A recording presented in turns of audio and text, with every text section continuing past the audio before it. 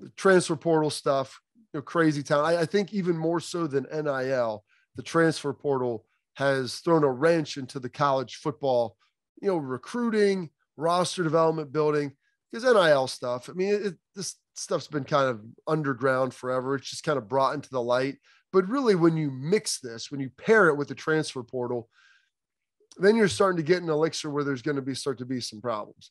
And so Quinn Ewers was the number one recruit in the 2022 class, reclassifies, comes into Ohio State early, gets there 2 weeks into training camp, really comes in so he can earn a lot of NIL cash. Because in Texas, where he's from, Southlake, you can't earn money as a high school player. Comes in early, gets these big NIL deals. The devil's always in the details of those, about how much money is going to be earned. Do you need to be a starter? Does your team need to be ranked? Is it this school? Is it that school? Is it transferable among schools?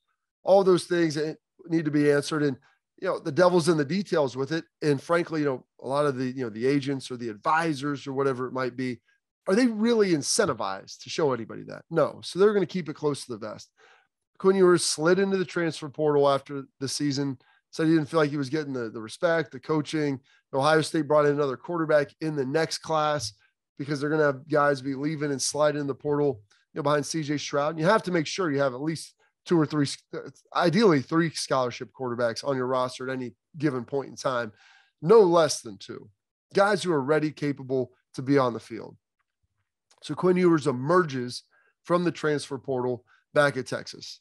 He's down there, with Sarkisian. He had earlier committed to Tom Herman. Obviously, Tom Herman's job was in jeopardy, didn't finish up the season the way that he would have wanted, and ultimately gets fired. They bring in Sark this year, couldn't save it. The recruiting class with Ewers goes to Ohio State, but now he's back and he's returning to Austin. And so we'll see the level of success that he has down there. But, he's a big-time dude, the number one guy, supposed to be in this class, took a little pit stop in Columbus for about 3 months, made a boatload of cash, locally, nationally, was able to check all of those boxes. And that's, I think, as much as anything, where we're at now in college football is, and I don't blame these guys, certainty of making it to the NFL. Yeah, you want to try to get there. But if you can make $250,000 a year in college, whether or not you play in the NFL, that's not a bad deal either. So Quinn Ewers, pair him up there with Bijan Robinson. We'll see how he develops at Texas. Kid's got a lot of talent.